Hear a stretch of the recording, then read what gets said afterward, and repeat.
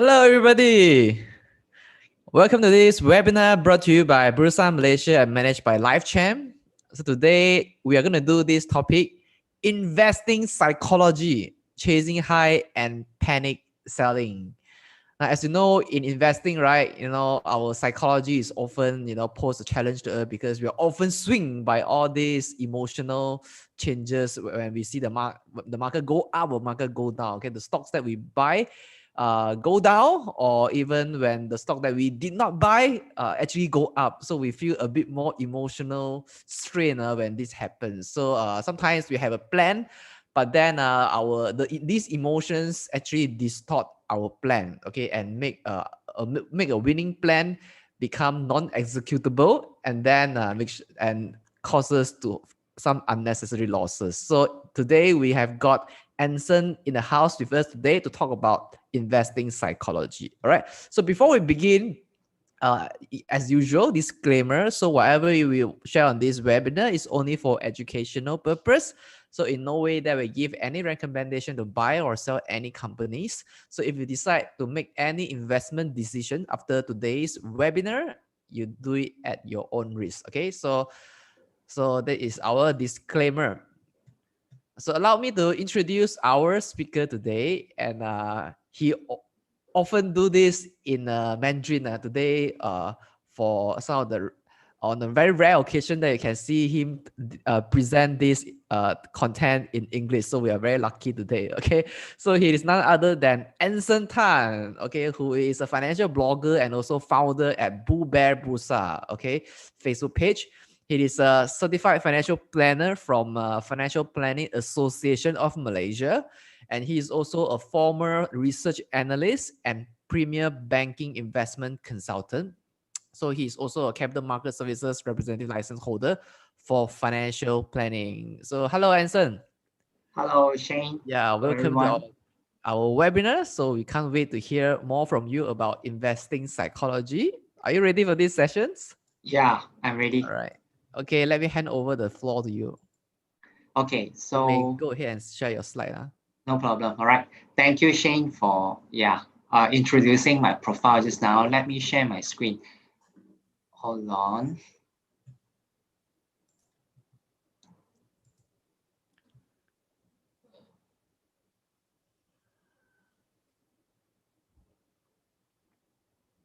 All right, you guys can see my screen clearly, right? Perfect. Yes.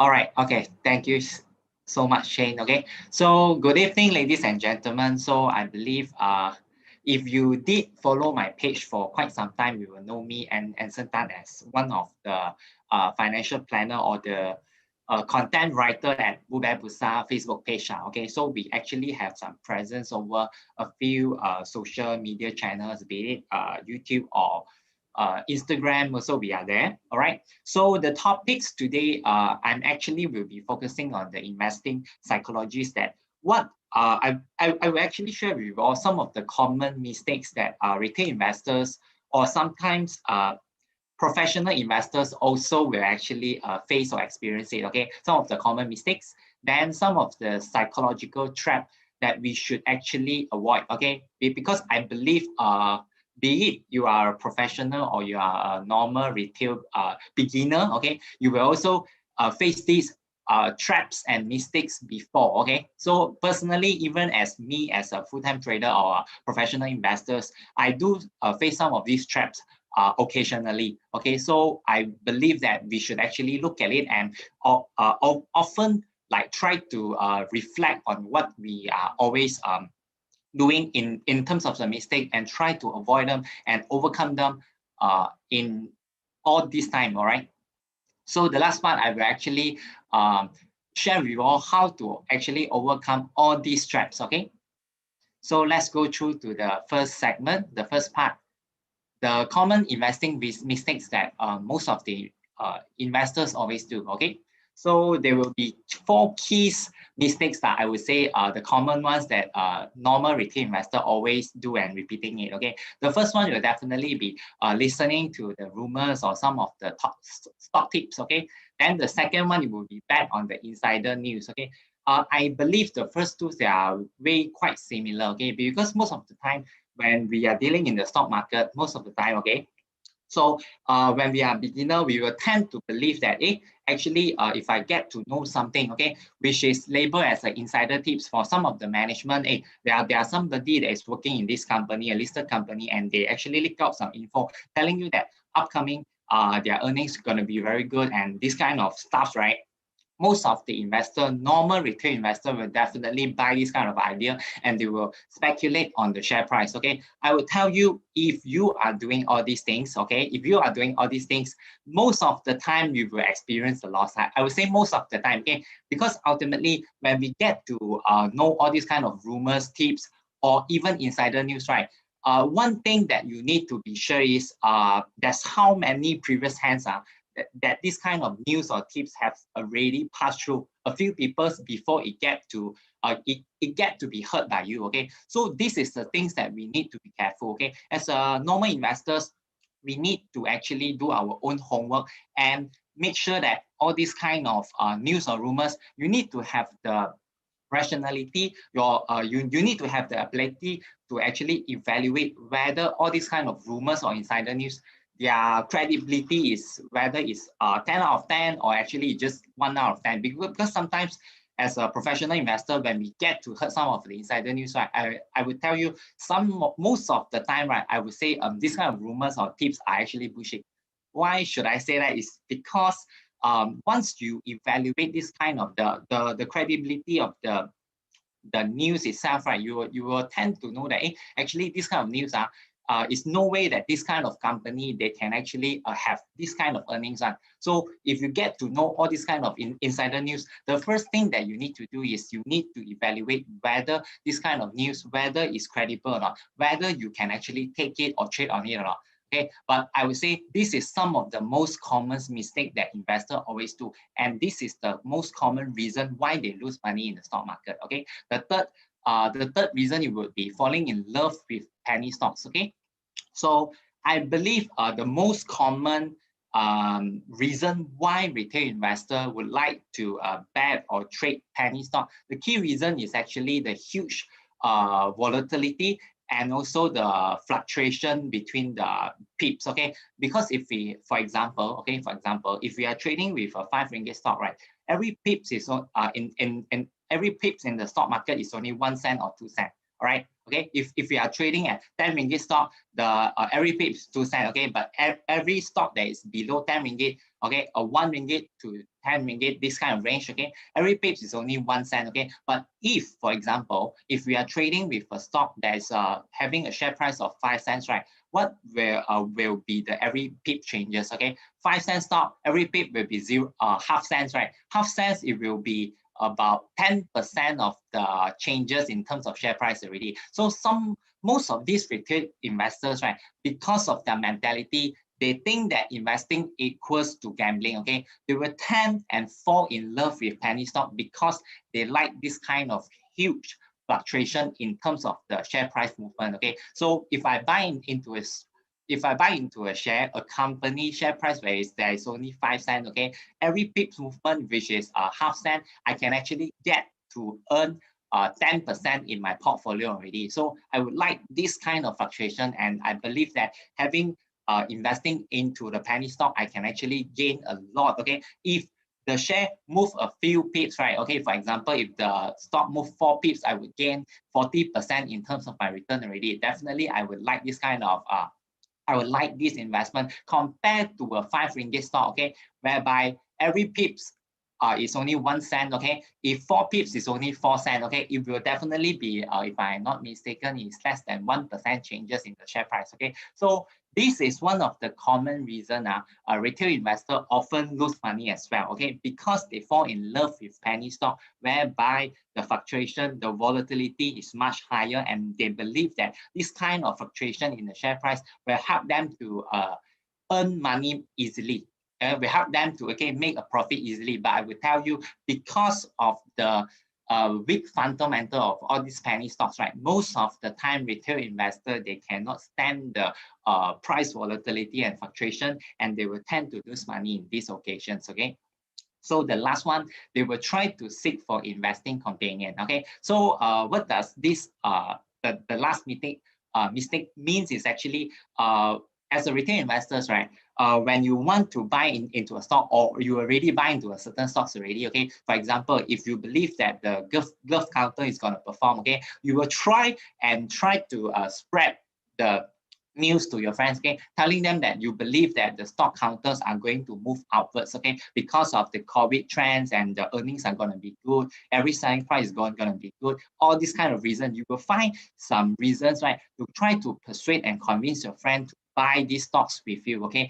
This is what we call seeking for companion, okay. So in this kind of situation, you are trying to get some confirmation in among your partners or your friends, okay, trying to get somebody to get right on the same boat as you, okay. So when you want to, if, okay, for example, if the share price is not moving, is moving against you, okay, if the share price is moving against you, you will try your best, okay, to actually, because of course, psychologically, if the share price is dropping, and you will definitely feel stressed, and you will think, am I wrong in some way, okay? So because of this confirmation bias, and you will try to persuade your partners or your friend by telling them why you think that the share price is only will definitely come back, okay? This kind of drawdown is only temporary, okay? So you will definitely tell them and share with you what are the reason or what kind of story that you personally buy, okay? So if we are looking at this kind of circumstances, is a very common investing mistakes that retail investors always do, okay?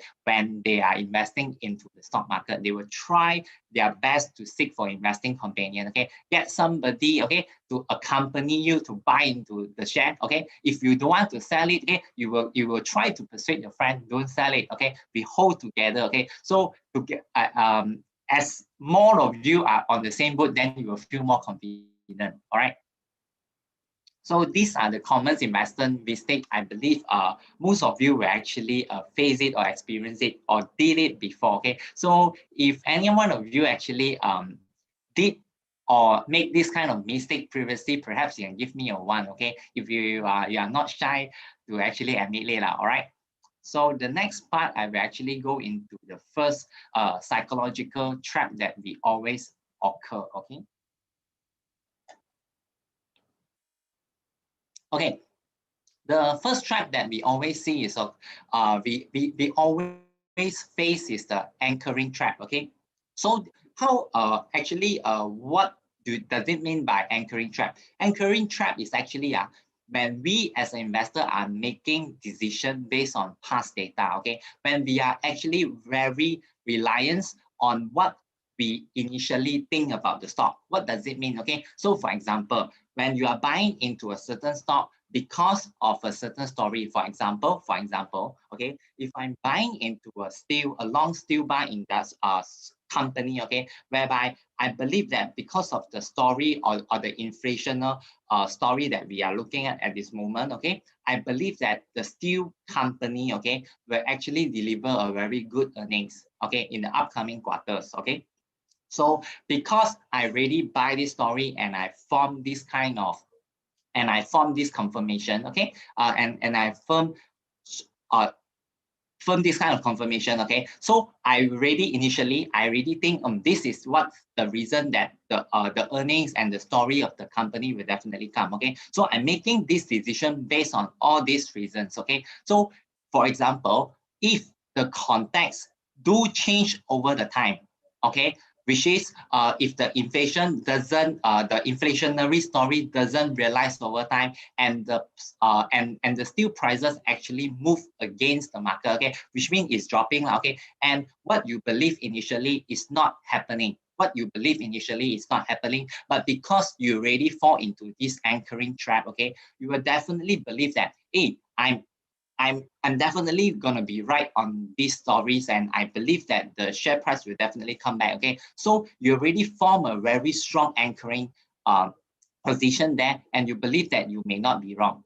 All right, so this is the first trap and the most common trap that most of the investors always face psychologically. They will struggle and believe that, I still believe that I'm right. Okay, this is what happened during the market last year, when a lot of the investors actually got stuck and got trapped in the stock counters and the and the glove sectors last year that we see. All right.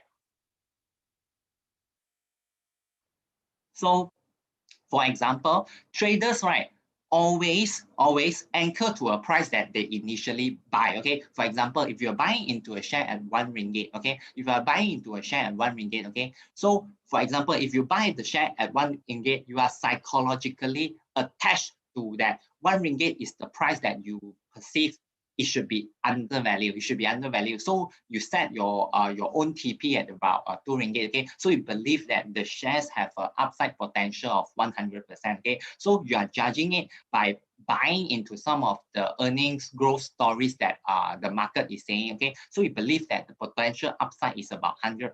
Okay, so when the share price is moving up or down, right, you will actually, for example, if the share price actually move downwards, you will actually, because you already buy the story and you do believe that the market are irrational at this point of time, and you believe that you are right, okay, you will continue to average down your position and try to buy the stock at a lower price so that you can get to break even faster when the share price start to rebound, okay, in this kind of situation, okay. And this is the most common anchoring trap, okay, whereby regardless of the actual value or the fair price changes, okay. For example, if the FA or the fundamental context of the share already changed over time, okay, but you may not be able to realize that. You will only think that the actual value is still the same based on my initial assessment, okay. So you will definitely ignore some of the other factors that is happening and change the whole story about the stocks. Okay, so in this kind of situation, as an investor, we need to be always open-minded, okay, to some of the changes in terms of the context or the macro or micro data that is affecting the stories or the counter itself. All right, so this is the first trap, the anchoring trap. Okay, the second trap, it will be the confirmation trap. Okay, so this one is pretty simple as well, whereby most of the investors, they will try to seek for affirmation. Okay, they will try to seek for affirmation, which is they will try to ask and tell the other people about their views and try to get people, okay, try to get people to accept their view. All right, so for example, if I'm bullish about the steel sector, okay, I will try to talk to my friend, and persuade them and make them be bullish on steel counters, okay. So if they do accept and agree with me, I will be very confident. It will increase my confidence level and say, you see, so many of my friends or the other traders actually buy my view and they believe that we are actually believing in the same story of the stock market, okay. But if you do heard any contrary views, okay, whereby there are some people that is holding opposite views against you, okay, whereby they don't believe that the steel sectors are going to perform well in terms of earnings because of what kind of reason, and even though they are explaining to you rationally, but you may not buy it. This is the confirmation trap, okay, whereby you already form a very strong bias for your thoughts, okay. Once you are very biased for your thoughts already, you will only accept, okay, those kind of views that is aligned with your own choice and your direction, okay. So if you believe that the steel industry going to be very bullish for the next 1 year, so you will only take in or even look at those kind of news, all right, that is saying that, hey, the steel industry going to be quite bullish because of the tax changes or all this kind of thing. So you will only seek and only look for those kind of news, okay. So you will try to get and seek for confirmation in your own in making your investment decision. This is definitely not healthy, because if you are not that open-minded in this kind of sense, right, if the things do change over time and you may not be able to actually detect it, and you may not be able to actually cut loss and at the right time. Okay, this is some of the common mistakes or the psychological trap that retail investor always face, I would say. Okay, the next one is actually the pseudo certainty trap. Okay, for this one, the focal point, right, is actually to secure the capital. Okay, which means psychologically, as a normal investor, we will always try to secure our capital. Which means for us, the safety of the safetyness of our capital is the key, is the most important element in managing our portfolio. Okay. So looking at this one, right? Okay, looking at this one, right? Our key purpose is actually to secure our capital. Okay, what does it mean in? Can you give me some example? Okay, so if the portfolio, your investment portfolio are performing well, you will tend to take lesser or lower risk. Okay, but if your portfolio is not performing well, okay, you will tend to take a higher risk. Why? Okay, because you have the mentality of winning it all back. Okay, so for example, if your stock portfolio is not performing well, okay, you will definitely know that psychologically you are losing money. So at this kind of position, it's okay lah. I'm already losing my money already. So why not I take more risk and trying to win it back? Okay, if I manage to win it back, then I'm safe. Okay, so in this kind of situation, if you start to ignore those kind of risk and reward, you will lose your own rationality. Okay, so you will tend to react and make investment decision based on your emotion, or you will do it psychologically incorrect, I would say. Okay, so but the other way around, okay, the other way around on the opposite, okay, if your portfolio are doing it very well, then you will have a different mindset whereby you will think that, hey, I really performing, my portfolio is already performing this well. Year to date, for example, now it's only approaching end of July, my portfolio is already winning about 50%. So I would think that at this point of time, I'm outperforming the market by so much. If we look at the benchmark index, okay, the performance is even negative, whereby I already earn 50%. Then why not I take lesser risk by trying to secure and protect my capital? Okay, this is a very common mistakes or the trap that investor always do one. Okay, because they will think that, hey, they already earn this kind of house money from the market, so why not they take lesser risk? Okay, but actually, as a rational investor, we should always know that in making any portfolio management decision, we should actually look at the overall valuation of the market. Okay, so for example, if you did well, okay, if you did well when the market valuate is going up, okay, in the bullish market, okay, so when the valuation of the market is high already, then of course you need to be rational and try to trim down your equity position and trying to protect your capital in that sense. Okay, but for example, if the market valuation is still low, then in that time of sense, we shouldn't actually try just want to protect or secure our capital, then we try to trim down our equity position. We should actually aggressively to top up our equity position, because you know that your strategy is working and you are actually doing it well. Okay, so we need to be rational and evaluate the fundamental of the market rationally, rather than putting psychological emotions into it in this kind of situations. Okay, I would say this is the pseudo certainty trap. Okay, the next one is actually the superiority trap. Okay, for this one, right, is definitely the subhead for some of the professionals, whereby, for example, some of the finance graduate, or there are some finance master that they believe that they're actually some financial professional, and they get to be well educated with all these kind of financial data and financial ratio analysis, and they believe with this kind of knowledge, okay, with this kind of knowledge, they will be able to outperform the market, okay, to outperform the retail investors, to outperform the market. So they will have a struck head at this kind of trap, okay, and they always believe that their investment decision will never go wrong.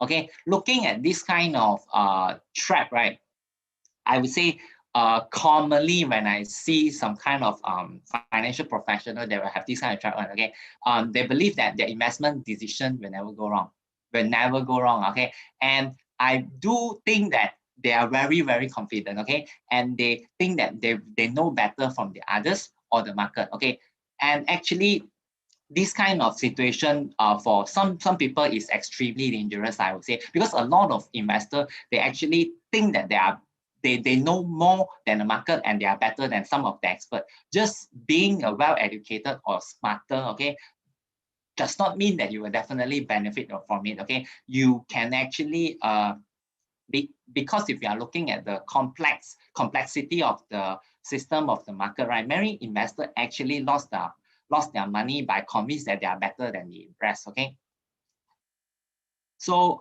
they are actually many of the professionals, okay, at the financial industry that think that they are very brilliant technically, and it actually make them to believe their own rationale. And for example, for instance, if they actually believe that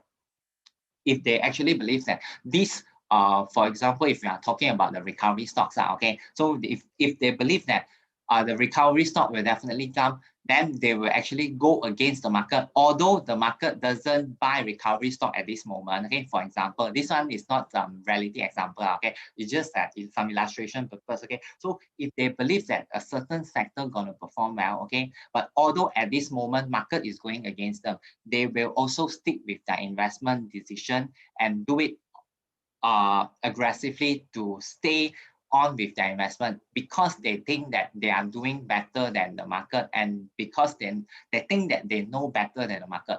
So I would say this one is a very, very dangerous trap, whereby if, okay, I would say most of the time, the market can stay irrational longer than your portfolio can actually stay liquid. Okay. So in this kind of situation, we need to always admit, okay, and adapt to the market, the changes in the market context, and always, okay, always reflect on what kind of mistake that we did previously. All right.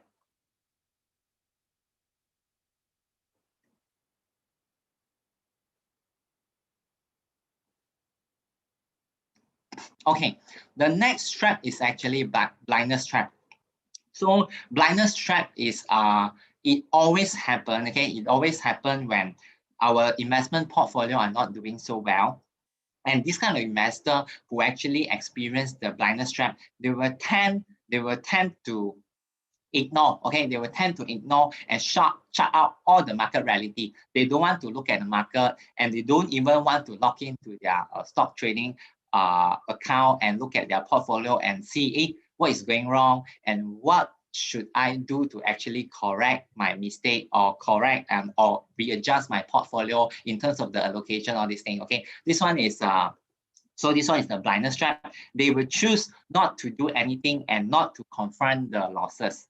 Okay, I would say this one is a very, very common mistake that retail investors do. Okay, actually for myself, in the initial years of my investing journey, I do face this kind of blindness trap, whereby I still believe that I'm right. Okay, whereby I believe that I'm right, and I doesn't want to do anything to my portfolio. It's either I don't top up, or I don't even sell or cut loss to my position. So because I believe that things are just going against me temporarily, and I do believe that in a longer run or a longer time frame, I will definitely be correct. Okay, in terms of my market knowledge and my decision making.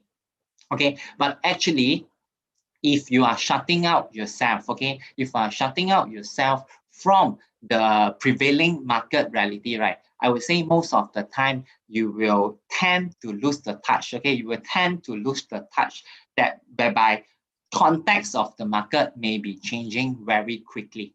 Okay, the market is changing very quickly. Okay, every day there may be a different reason that the market is moving. Okay, so if these kind of things are changing so fast, okay, if these kind of things are changing so fast, as an investor, we should always analyze and get ourselves, okay, adapt to these kind of changes, and not to try to avoid, okay, to face these kind of losses. Okay, if you are doing all these kind of traps, I believe that you understand how what I'm saying, and I hope that you guys won't repeat these kind of traps, falling into these kind of traps. Yeah. Okay. So the next part is actually how to overcome these traps. Okay, so the first thing to do is definitely to forget the past.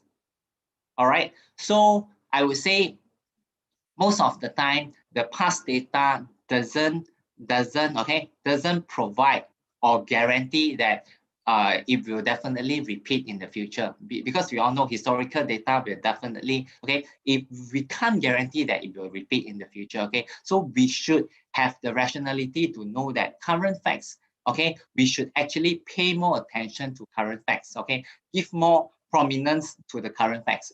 So for example, if in the previous year If in the previous year, just as an example, okay, in the previous year, the glove sectors has been growing very fast. Okay, every year, if you look at the CAGR, okay, compounded annual growth rate in terms of revenue, these companies are growing at double-digit top line. Okay, double-digit top line every year. Okay, so but if the situation suddenly change, okay, but if the situation suddenly change, if the market or the industry context of the situation suddenly change, okay, the growth outlook are no longer that appealing or attractive, okay. As a rational investor, we should actually forget the past. We should forget the past data and give more priority and look at the current facts. Whether we acknowledge it or not, okay, we must actually analyze this kind of current facts to see what why are all these current reason or the factors are actually affecting the growth of the industry, and you need to think and analyze on it whether you buy it or not, because we need to acknowledge the fact that fundamentals do change over time. Okay, some of the company that is doing very well in the past, it may not be performing very well in the future. This is something that we need to know. If we look at the telco industry, we do see that one of the top phone maker in the world, previously Nokia, has actually been kicked off by Apple, okay, on the off the throne now, okay, in the smartphone and the phone making industry. So we need to know that fundamental do change sometimes, okay. So we actually need to pay more attention to current situation and the current facts, okay. So remember to forget the past and always look at the present. The next, what should we do is actually less is more, okay? We need to maintain a simple way of investing, okay? You need to know your investment well. Do not speculate. We need to invest, okay? I would say most of the time when the market are not doing very well, okay, especially in the recent times whereby most of the time you can see, okay, the laggers are actually more than the gainers in the market, like in the stock market of Malaysia, Busan, Malaysia. So this kind of period, okay, when you are seeing the losses or the rate digits in your stock portfolio is very suffering, I would say most of the time, the heart of the investor, they cannot take this kind of paper losses, and they will tend to think, if I see this kind of unrealized profit, unrealized losses, I would think, I guess I should be making some mistake already. And if I look at the market at this point of time, I see that every day all the penny stock are moving crazily. Okay, it can actually limit up or gap up easily 10, 20, 30%, or even 50% in a single day. If I look at a penny, so I believe the current trend should be trading the pennies. So I sell all my fundamental well stocks and I switch all my position to pennies. And most of the time, right, you realize that in the market, once you start to switch your position over from one side to the other side, you will realize that the other side will start to slow down, and the other side that you originally holding on, okay, whereby previously is lagging behind the market, you will start to chase back and start to outperform the rest, okay? Because we need to know market is always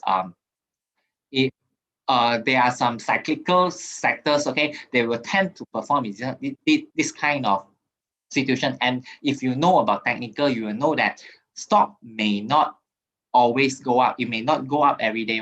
Once it hit a certain resistance, it will start to go down and consolidate for a while at the support level or the support zone before it will start to gain the upwards momentum again. So as a rational investor, we should know the thing, and we should actually trade less. Okay, less is definitely more if you are doing the right decision, I would say. The next one, what we should actually do is actually be open-minded, okay? Because if you did heard some of the traps that I mentioned just now, you will actually know that most of it is because we have already formed our own bias towards a lot of stocks, okay?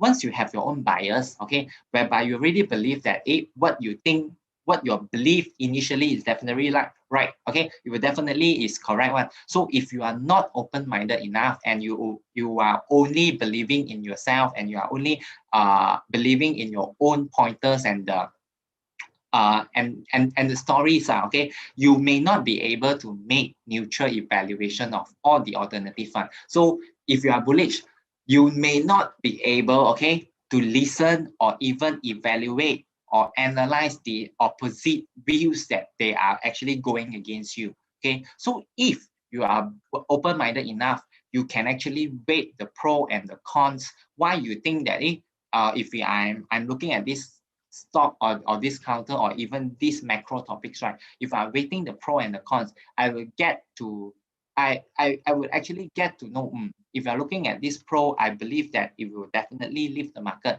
Okay, it will definitely lift the market because considering some of these cons, they are very insignificant one. It shouldn't affect this sector so much. Okay, so if you're open-minded, at least you should be able to actually analyze and evaluate the thing from a very neutral point of view. So in this sense, right, with an open-minded mentality, you will tend to avoid, okay, and evade for many of these mistakes that you have been doing in the previous days. Okay.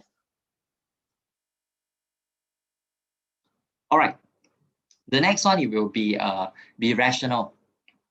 As an investor, we all know that we should always be rational, keep the emotion out of the door, right? Okay, but I would say once we are trading, okay, once we are trading or investing, looking at some of the digits of the money, okay, whereby because you are putting your own monies in your portfolio, so definitely you will be nervous if the market is going against you. Okay, so as an investor, we should always tell ourselves, okay, no matter the market is going against or going together with you, okay, you should always make your judgment based on the current updates of the market. Okay, you should always weigh the risk and reward. Okay, if you are doing it this way, so you should weigh what's the risk, what's the reward. Okay, so if I know that in terms of the risk to reward to risk ratio is about 4 times. Okay, so if the potential downside,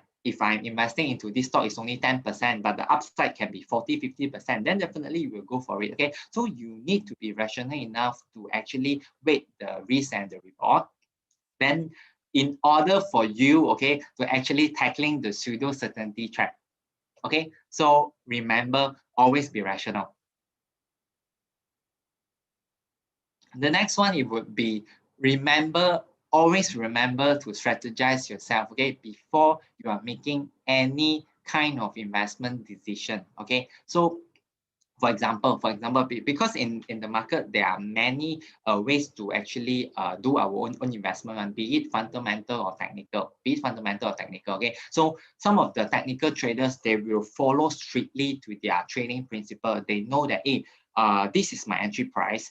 If the support is break ready, then I will definitely sell and cut my position and realize the loss. Although because I want to limit my losses, okay. So if the resistance is hit and if the share price actually hit the resistance and come down again, then I will try at the resistance level, I will take my profit. Okay, so if you are a technical trader, you should always stick to your own principle. Okay, but if you are a fundamental investor, then it's a different story. You will only buy when the share price is low and in terms of the valuation is low, okay, in terms of valuation is low, and you believe that at that point of price point, the share is definitely undervalued. So you know that there are limited downside, but unlimited or a very huge potential upside that you will be enjoying throughout this investing into this stock. Okay, so you need to be clear. You are investing into the stock from a TA point of view or the FA point of view. It may affect your decision. Okay, it may affect your decision because both principle, this kind of two FA and TA, they are using different methods to actually invest. So as an investor, you need to strategize and know which kind of strategy that you are actually using for your investment. You need to manage your risk well and set the trading rules here. Okay, so remember to be disciplined. Okay, remember to be disciplined. So if you are buying a stock with a FA strategy and you and you actually do the valuation on some analysis on the valuation, and you believe that at this price point, this share is definitely undervalued, then you will start buying on it, and you will be actually happy if the share actually go down, and so that you can buy more and average down at a cheaper pricing. Okay, and you will just wait patiently until the market actually discovered the market the gap in the share, and the market will actually push up the price in that sense. All right. So in this manner, we should always strategize our investment. Okay, we need to strategize it as if we are actually in a war, I would say. All right. The next things that we should always do is actually to reflect. Okay, how to say to reflect is actually to look at some of the mistakes that you already did in the previous days, okay, and try to learn and stay focused on all these mistakes and make sure that you do not repeat these kind of mistakes, okay. This one is very important because I would say most of the investor, why even though they have been investing in the market for a very long time, okay, for example, they already invested in the market for 5 years or 10 years already, but they still constantly making losses in the market. Why would that happen? Constantly, I would say is because they didn't reflect on their own mistake. For myself, in the initial days of my investing journey, whenever I lose money in the market, right, I will try to reflect on the mistake that I actually did. Okay, I will try to say, I will try to imagine and think, is it because of the deterioration of the fundamental of the stock that made me having and suffer a loss in this investment? Or is it because I enter at the wrong timing in terms of the technical point of view? Okay, because I buy at the resistance and the stock will have to drop and consolidate at a lower support level for some time before it can start going up again. Okay, so I need to actually reflect on my own deeds and see that what can I actually do to actually improve the whole process. Okay, so if you have been constantly doing it, writing down and trying to reflect it on your own and on your own mistake, I can actually tell you for sure you will definitely improve. Okay, the next one, it will be being contrarian.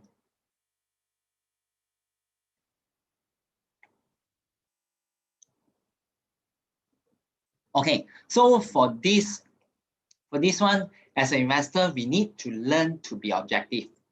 We need to be objective on all kind of manner, be it from the fundamental aspect or the technical aspect or the management aspect of the company. Okay, we need to be very objective, look at the thing from a very neutral point of view. Okay, so if we believe that this will definitely happen and this kind of sectors or the industry will benefit from these stories, right? Okay, so if we already buy this kind of story, then we need to think whether market is already looking at it already. Okay, if the market is not looking at it yet, okay, which means you are being contrarian and you are thinking ahead of the market. Okay, then I would say in this kind of situation, most of the time you will be able to make the money. Okay, but if you are chasing after some of the stock rallies or some hot topics, okay, if you are chasing after some hot themes, right, you will definitely most of the time you will not be able to make some handsome profit out of it because you are just chasing after the others, whereby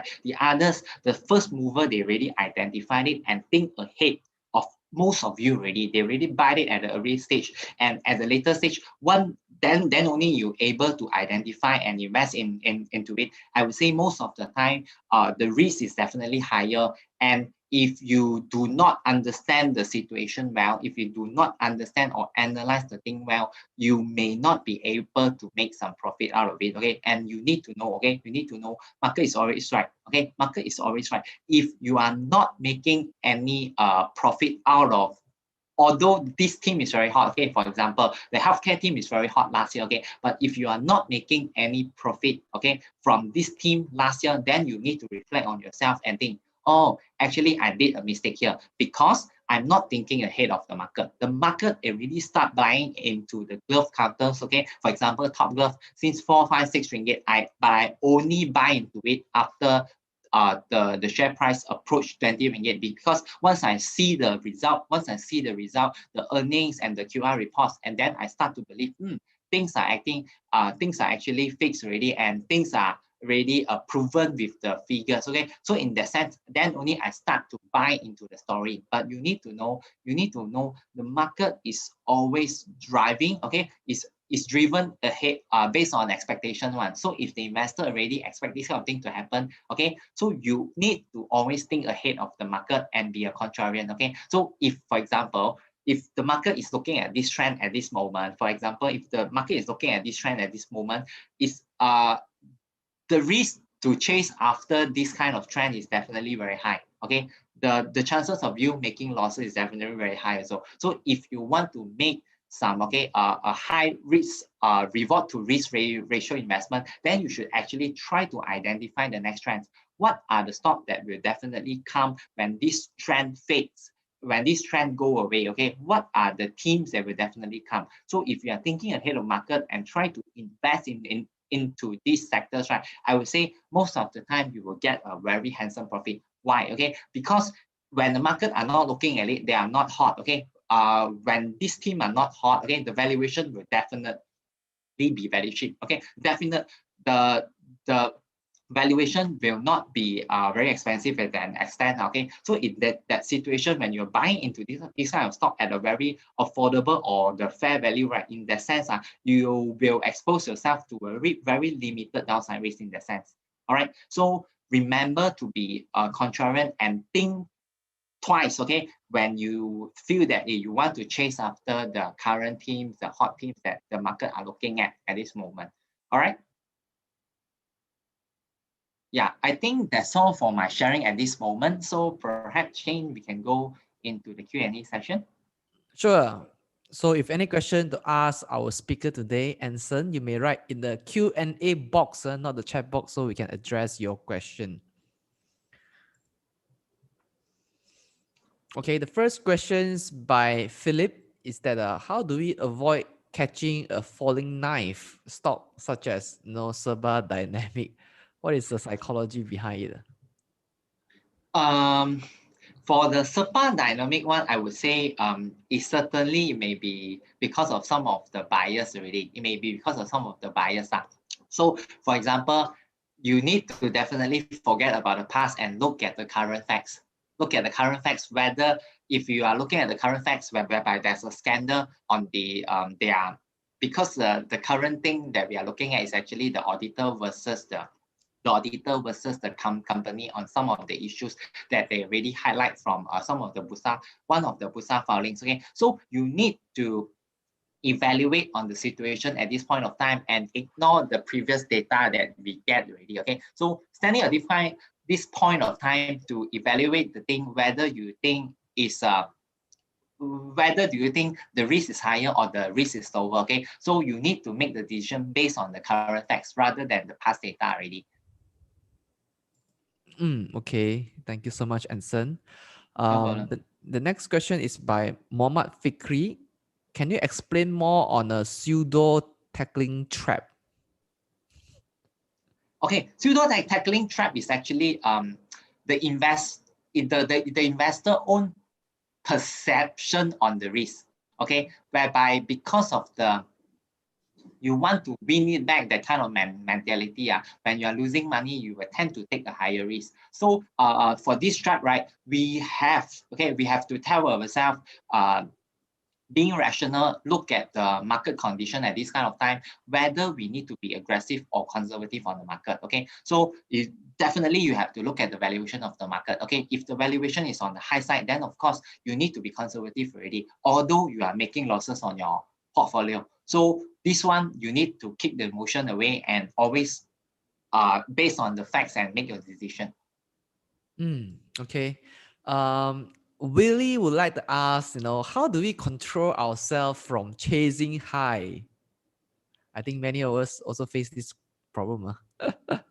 How do we control ourselves from chasing high? Okay, so for me, if you believe that looking at the price point at this moment, you are chasing high already. So for me personally, I will use TA to trying to look at the chart. Okay, so if at that point of time, the share price is approaching the resistance already, then I will will try to control myself, don't buy the stock at that moment. If I believe that the stock is a fundamentally good stock and I believe on the FA of the company, then I will try to set a trade order. Okay, I will set order at the support area. Okay, so if the stock tend to drop back afterwards, then only I buy. But if the share break through the resistance and go up all the way, then I will try to avoid these kind of stocks already. Okay, so you need to understand you are doing it from a FA point of view or doing it from a TA point of view. So if you are doing it from a TA point of view, if you are okay to take a higher risk because you want to trade the trade on the breakout. Okay, some of the traders, they always want to trade on the breakout. That is a different story. Okay, so you need to know your own approach, where you are the expert on which area. If you think that you are only good in FA, you are not good in looking at technical charts, you are not a chartist, then it's a different story, I would say. Okay. Alex Yap would like to ask, like, why always when we buy, right, it sure drop, and when we sell, it always go up? It happen a lot. Actually, this kind of situation is because investor don't look at technical. I would say if you always face this kind of situation, you can actually go and search out and research on some technical analysis material and try to master the TA. Okay, not to say master in certain sense also, at least you know how to see the resistance, how to see the support, and how to draw some trend line. So you will know on the very basic sense where should be the resistance. If the resistance is very near to the share price already, then you shouldn't trade at that point of time or buy at that point of time. Because psychologically at the kind of resistance, they will definitely have some selling pressure. Okay. The next question is by this gentleman whom by the name of Young Man. When a stock is trending into an all-time high, how do you determine when it's the right time to sell? Is trading at the all-time high? How do I determine? Okay, for this kind of situation, this is the reason why, as a professional investor, how I manage my portfolio, I always manage it by using a portfolio approach. Okay, whereby I will allocate accordingly, whereby I will allocate my money into various investment vehicle or the asset classes accordingly by looking at the valuation of the market. So for example, like recently, last week, US market just hit another all-time high. So in fact, 2 weeks before this, when I'm not so comfortable with the valuation of the US market, I really trimmed down my own equity exposure from the previous 60% level to now it's only about 35%. And I switched that 15% from equity to buy more into local fixed income bond funds already. So in certain sense, I'm playing conservative cards in the sense.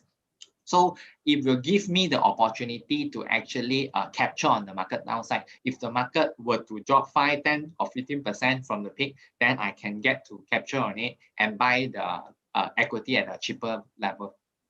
So you will need to try to adjust, okay, and adapt to the market condition by using a portfolio approach. Because I would say, as a individual investor, we always tend to believe that if my money is not a lot, I will need to all in. I will need to buy all my money with the equities. But I will tell you, it's definitely a not sustainable way. If you want to do it in a more sustainable way, you need to actually understand how to do it in a portfolio approach. And this is how all the fund managers are managing all our monies with the unit trust and the portfolios.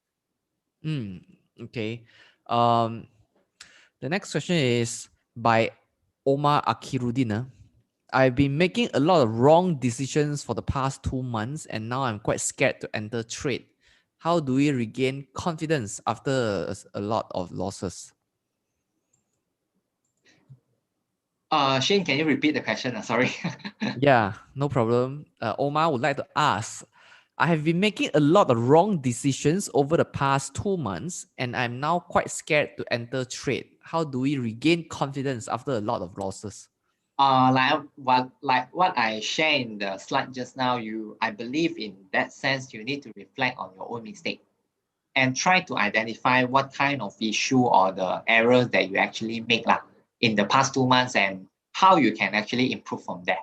Although it may think that looking it from from a historical point of view, it will always, I will definitely be able to identify the problem. But I will tell you, if you don't change your mentality or the mindset in this sense, right, okay, you will definitely repeat it. Okay. Um, David Young would like to ask, how do you balance between FA and TA in decision making on what to do next with your stock holding?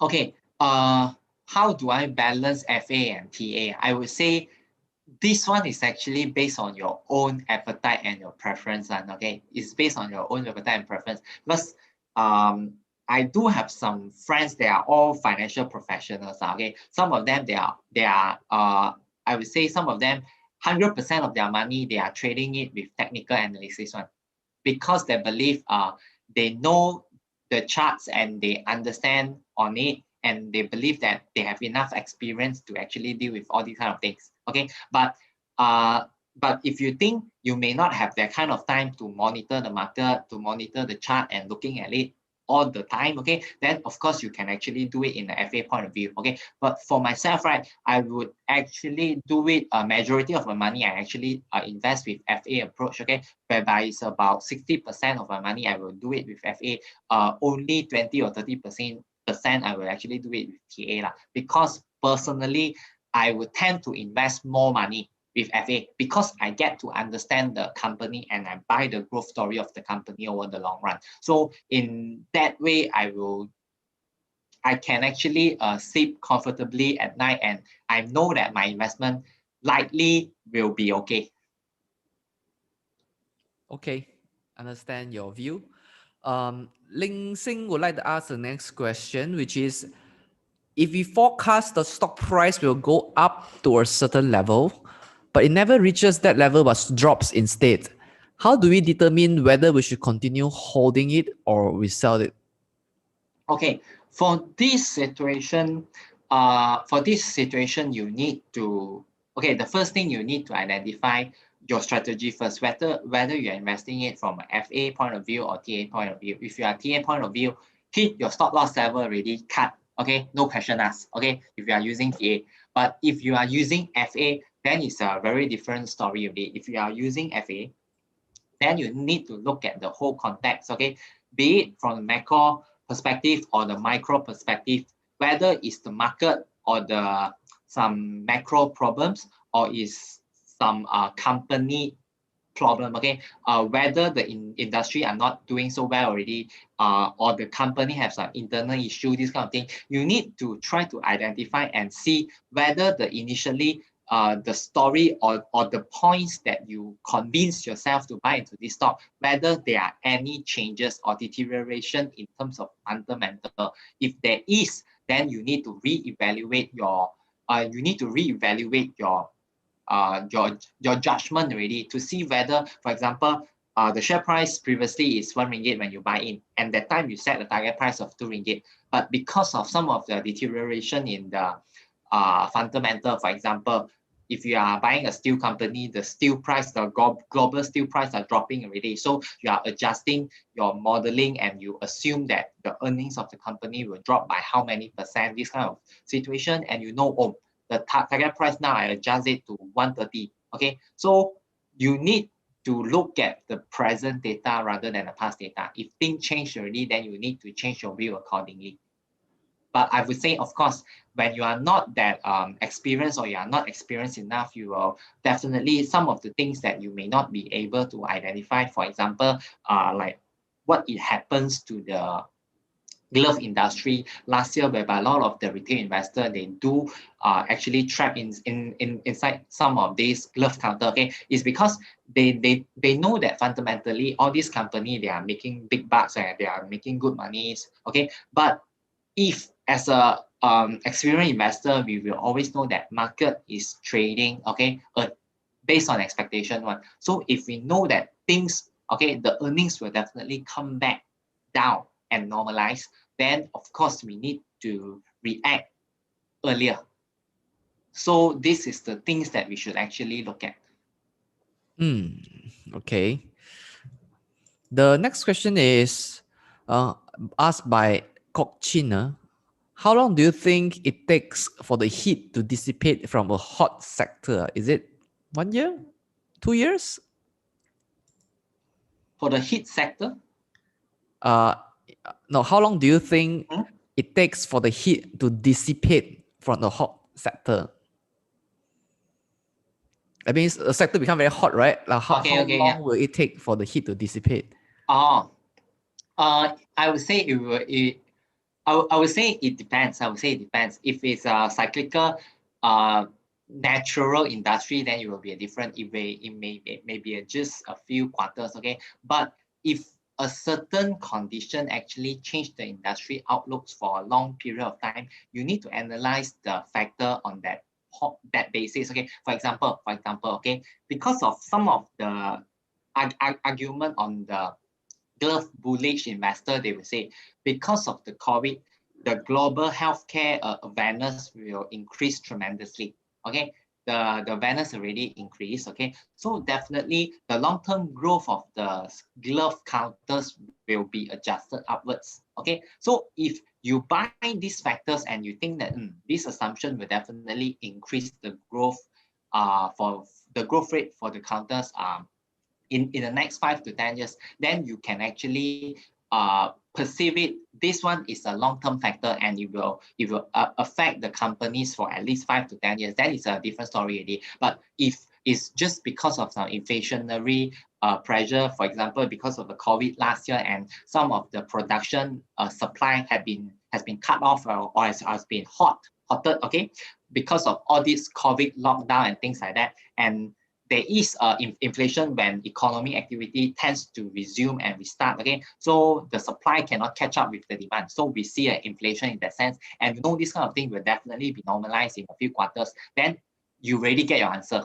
So you need to have the ability to analyze on the news and the factor itself, whether it's a short-term factor or long-term factor that is affecting the fortune of the industry. Okay. Megat Muazzam Shah would like to ask, this question. Trading buy call from investment banks usually happen when the stock already moved up. He remarked that his friend said that when IB give a buy call, it is time to sell. So should we avoid buy call from investment banks? I feel that their buy call is to sell their holdings to retailers. What do you think? I would say we need to look at it from a neutral point of view. Okay, we need to look at most of the time before making a judgment. I will definitely read their research report and see what's the pointers that they are bullish on a certain counters, or what's the point they are bearish on a certain counters. So you need to analyze it and look at what they are saying. Okay, so I would say it's not definitely that once the IB actually buy call the companies, and then you will start to drop already. Because if you understand the procedure of how IB works, some of the time, right, okay, when they initiated the cover on a certain company, for example, when the share price is only 50 cents, they initiated the coverage on the research coverage on the company. Okay, at 50 cents that time, they will tell you, I'm looking at their forecast for the next 2 years, and they believe if the earnings were to actually go up by this kind of growth rate, they are actually looking at a target price of about 1 ringgit. Okay, so you will see 2 quarters later, or when the earnings QR report released already, when they see some more solid and concrete data, they will tend to adjust it. Okay, it's either adjust it upwards or downwards. So they are actually they are always looking at the current facts to actually make the adjustment. Okay, so as an investor, I would see some of the positivity that we can actually take out from how the IBs are doing their research. Okay, not to say whenever they do some buy sell calls, then we will definitely need to do the opposite. It's not 100%. It's not always that kind of thing. Yeah. Okay, understand. Uh, the next question is on this. Now, Malaysian stock market is very sensitive to news. For example, MCO and EMCO, etc. So, how should investors react to such news, and where can we obtain such news fast enough so that we can avoid drastic sell down? The example that he mentioned is what already? MCO and EMCO. MCO and EMCO. Yeah. I would say the reaction to news, I would say globally, I believe is quite similar one, because for example, like Malaysia, in fact, if you ask me, the MCO or EMCO, after the government announced MCO or EMCO, in fact, the market doesn't drop too much because the market already dropped ahead.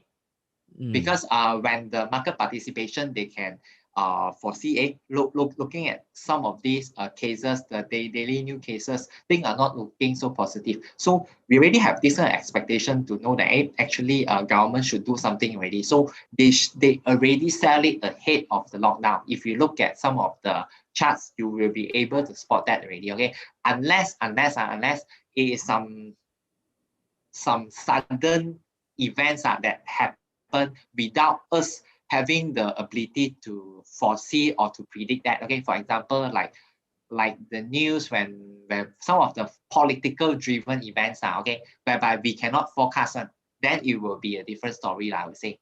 But if it's fundamentally, most of the time we should be able to expect that already. Okay.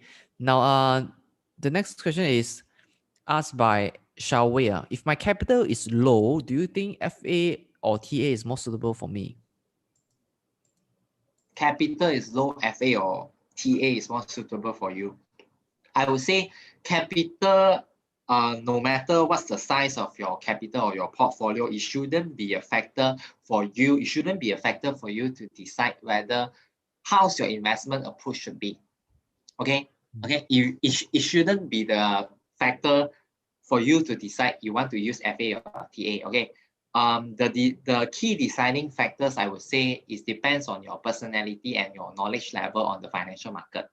All right. So if you know a lot about the market and all the basics are ratio analysis, all these things you know, and you know how to think and have some independent view on the market or some certain industry. Okay, so if you know that you are capable on doing FA analysis on your own independently, then you can actually go with FA, because in certain sense you will consume lesser of your time. Okay, because what you need to do after investing into the company is just to follow up with some of the key topics, or the key news that you know that will be affecting your the company that you invest into. Okay, but if you are trading TAs, it can be very, very different stories as well, because TA, some of them is some short-term TA, mid-term TA, or long-term TA also got. Okay, I would say long-term quite less now, okay, but medium-term or some short-term TA. So they are both using two different approaches.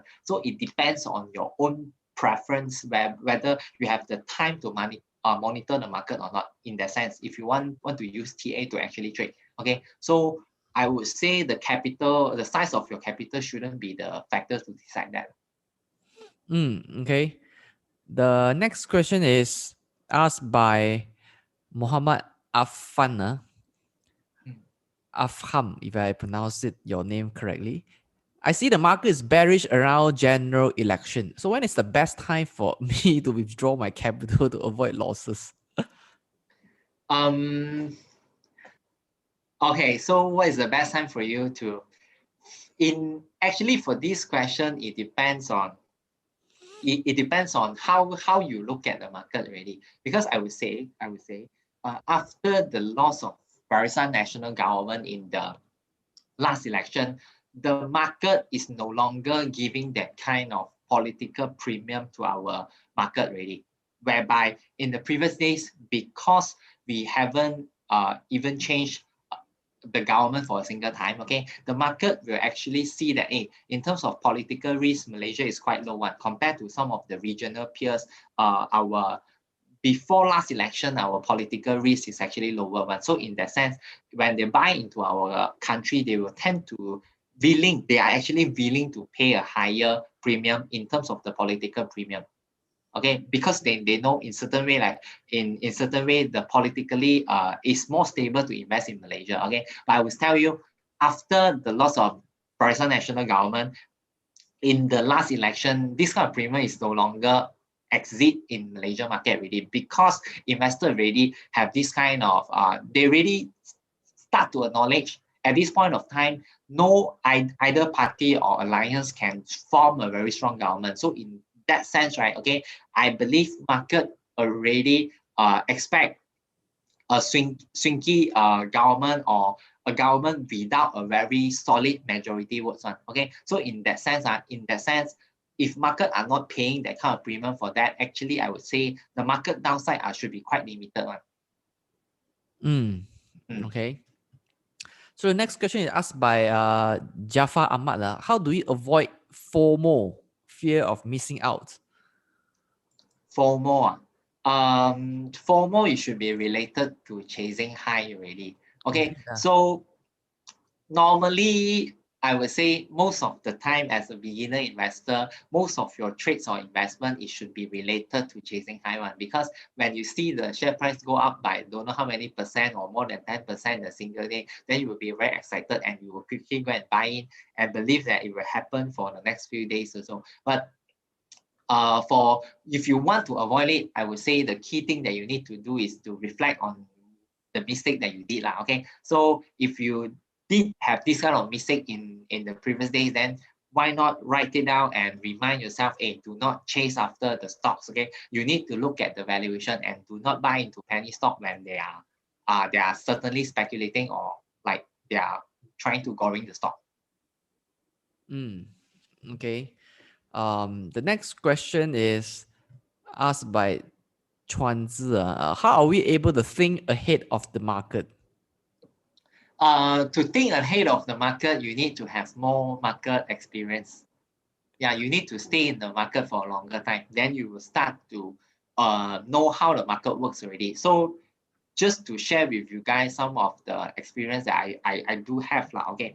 For example, like the steel industry, like the steel rally in year 2018, okay, that time where all the steel counter actually rally, okay, and if I'm not mistaken, the rally only lasts about 3 quarters, and before the earnings actually come down, the share price already come down already. Okay, so when I look at this kind of past lesson that I already learned, and I know, oh, market always think ahead of what we are seeing at this moment, okay, in terms of figures or numbers, okay, so I will know that next time when I'm dealing with a certain industry related, okay, industry related situation or team, that I need to always escape or run before the market, okay, before the earnings peak. Okay, if you look at the glove sectors, you will tend to see the similar thing. Like for example, the top curve share price peak before the earnings peak. And when you see the earnings peak already, you already see at that point of time when the earnings peak announcement come out, okay, earnings at the highest that filing come out, and the share price already fallen 20-30% already. Yeah. So this kind of things is a very good lesson, or a very good teacher for us as investors. It's all about experience. Okay. The next question is asked by Norzihan Jamaluddin. Now, on this very volatile market, is it a lot of trap even if we keep good fundamental stocks?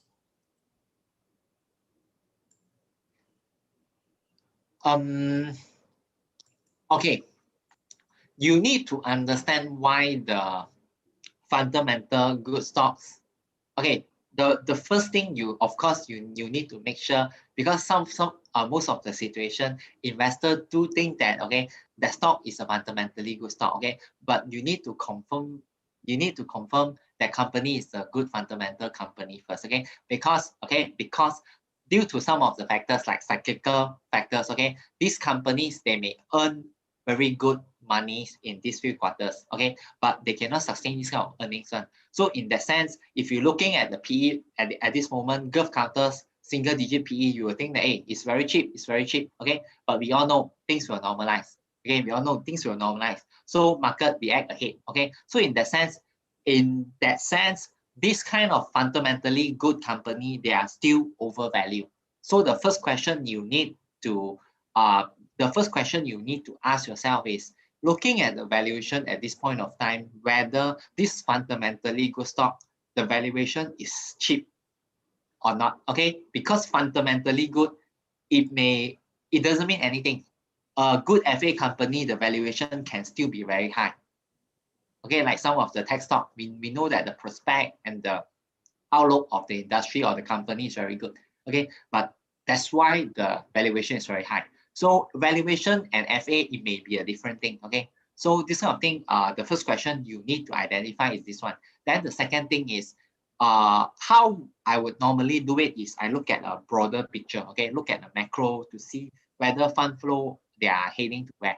Okay, for example, we know some of the property counters, the valuation is very low, and we know these sectors, the property sectors are inside the recovery team. But at this point of time in Malaysia, the COVID cases are hitting all-time highs and still beyond 10,000 per day cases. Okay, at this point of time, we still haven't seen the light at the end of the tunnel yet, but we know we will definitely see it. Okay, we know we'll definitely see it. So as an investor, we need to look at the situation rationally. Okay, if that's the situation, then you need to think ahead and start to plan ahead and buy into these recovery teams ahead of the market. Okay, although at this point of time the price level is low. Okay, that's how you manage your risk. And another thing as a bonus for you also, at this point of time, if you buy into this kind of stocks at this kind of low valuation, your downside is very limited also. Okay. Since you talk about this situation, a follow-up question by Miss Teo is that I will, sorry, let me rephrase. I think there was some typo. Okay. You see, the market is going downtrend as it looks like COVID-19 is under control. Are you positive to our stock market? Yeah, the question is it's like opposite. Okay. My personal view at this point of time, I'm actually positive to the stock market. Okay, I'm actually positive. Okay, the key reason is, personally, I no longer just look at new daily new cases already. If we look at the UK situation, as we all know that fully vaccinated numbers, if I'm not mistaken, is over 60+% already. Okay, 60% for UK fully vaccinated people, the population. Okay, but if you look at the vaccinated numbers are very good. Okay, for on the UK end. Okay, but the new cases are still spiked. Okay, are still spiking. Okay, but I would say the key focus as the investor at this moment, they are no longer looking at daily new cases already. They are looking at the death and the ICU number, patient number. Okay, because these are the things that they know economy will definitely need to be reopened.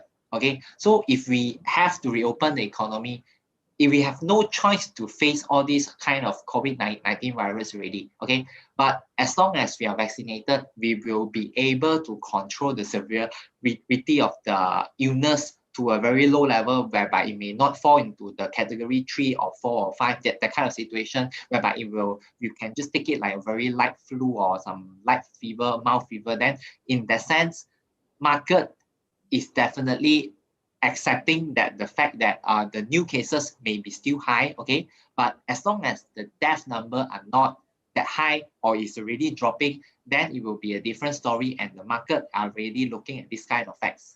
Okay, this is the key reason to explain why the US market or the Europe market, when you look at their stock indexes, they are hitting record high every day and having a high valuation as we are seeing now. Yeah. Okay. The next question is, do you think the glove counters had already bottomed? Personally, if from the FA point of view, I do think that looking at forward PE, they are still not cheap yet. I would say they are just back to the they are just back to the value whereby we are looking at 30, 40 plus PE for Top Glove, Harta Lega, the big four. Okay, at 30, 40 plus PE, if we look at forward PE, that time my assumption is that the earnings are still double compared to pre-COVID level. The earnings are still double. Okay, the earnings are still double. But looking at this kind of pricing, the valuation are still looking fair for me. I wouldn't say they are undervalued at this point of time. Okay, so if you ask me, would I invest into the glove counter at this point of time? I would say no. Okay. The next question is by PK. Big plantation players like Sime Plantation, IOI Corp, Genting Plantation have corrected sharply due to the US ban on labor issues. What is your long-term view of these industry leaders, and is it a good time to enter? So we can't give investment advice. So what is your long-term view of these industry leaders? What are the company that plantation related such as Sime Darby Plantation, IOI Corp, and Genting Plantation? My long-term view on the industry, I don't really look into plantation players nowadays. Okay. Yeah. On the fundamental end, no lah. Because on the technical end, I don't look at it is because of the technical end. The fund flow are not going inside. If you look at the palm oil prices, last month is hitting all time, not to say all time high, 4,000 plus. Now it's still 3,000 something, 4,000. Okay, it's hitting a very high level, but the share price of the industry are not moving. So I believe perhaps the insti players, they are not looking good on the mid to long term prospect of the industry. So personally, I'm not buying into the industry at this point. Okay. Maslan would like to ask, if everyone is losing money, who actually won the money? If everyone is losing money, I would say in the stock market, 90% of the retail investor will lose the money. 90% of the retail investor will lose the money. But who will win the money? I would say some of the insti players always win your money. So yeah, in certain way, let the professional manage your money is a good way also. Because if you look at some of the track record proven fund managers, right, they can actually consistently give you a 10 plus % return. Or for, if I'm saying equity funds, they can consistently give you a 10 plus % return every year. So but it depends on the market also. Like if you are talking about technology funds, then they can give you 20 CAGR, 20% every year, so they can do it. Okay, so it depends on the player also. Okay, so but I would say because of the knowledge gap and the experience gap between the retail investor and the professional and insti investor, for retail investor to outperform, they need to be very disciplined and they need more experience on their end to actually to do it better. Okay. Lily would like to ask, where to look for fund flow information to know which industries they are investing? For fund flow information, okay, for just now, why I actually mentioned there's no fund flow going into the plantation industry is because if we look at the CPO prices, the prices has been going up sharply for the past few months already, but the share prices of the plantation players are not moving. Okay, so in that sense, we know that the big players, the smart money, are not going in. This is the key reason why the company share price are not moving. Okay, but if you ask me where to get the fund flow information, I would say you cannot get so specifically who are actually buying into this kind of company or that company unless you subscribe some system that have the market data. They actually get the data from Bursa, because Bursa actually have some approved and authorized vendor to actually sell this kind of system to investors on. But normally retail investor don't subscribe to all this kind of system because it will tend to be quite expensive also. Okay, let's do one last question. What are your opinions on the company that goes into the digital banking applications like AirAsia, Axiata, Aeon, Pertama, etc.? This question is by Muhammad Radi. Okay, For these questions, I would say, we need to understand the context of the digital banking at the first place. Because as what I know and read the news, okay, the objective of Bank Negara to give the digital banking license is to help the B40. They want to help the B40, the untapped consumer segment, okay, to get their access to the banking facility. Because if you look at some of the data and statistics, many of the B40s, they actually don't get access to all these banking facilities. So the key objective and the key target that the Bank Negara want to address is to help this group of people. Okay, so if you want to invest into certain company that is going after and applying for the digital banking license, and you want to try to guess and analyze who have a better chance, then you need to think from Bank Negara point of view. The positioning of which company will have a better chance to hit the pain point of the Bank Negara, and in that sense, it will be easier for Bank Negara to grant them the license, because some of the company, I would say their positioning is quite weak. I personally, I don't buy their application stories also. For example, this one is just my own opinion, okay, like Genting, because if I'm not mistaken, before the deadline of end of June, they actually announced that they will form a consortium to apply for the digital banking license one. Okay, they actually said that, but after that they didn't do some official announcement. So I don't know what's the progress. Okay, don't know whether they are applying it or not. Okay, but for example, if we look at the Genting, this kind of positioning, personally, I don't believe that Genting can be getting the digital banking license, because their key operation in Malaysia are still the gambling business, the betting in entertainment industry business. So if we are looking at this kind of thing, do you think from the anti-money laundering point of view, Bank Negara will give Genting the license, the digital banking license, to operate in that segment? I personally, I don't think so. All right. So we need to think rationally. All right. Thank you so much, Anson, for your view on this. And also thank you so much for the presentation, also a robust, engaging Q&A session. So we have learned the psychological traps from you. We also learned how to avoid those traps in these sessions. Okay, so let me tell you more about our next webinar. Our next webinar is happening this Friday. It is going to be on this technique Haikenashi. Okay, it's happening on this Friday. It will be conducted in the Malay language. So what I've given you the registration link in the chat box. Please, if you want to learn about technique Haikenashi, which is one of the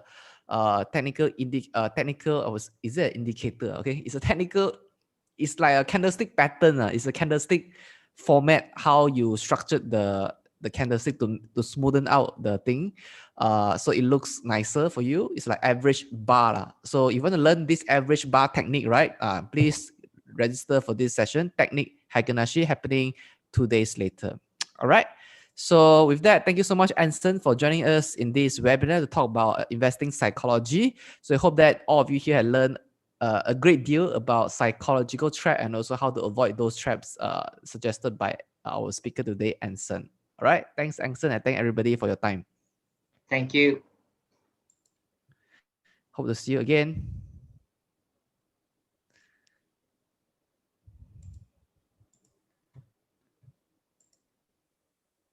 Bye, everybody.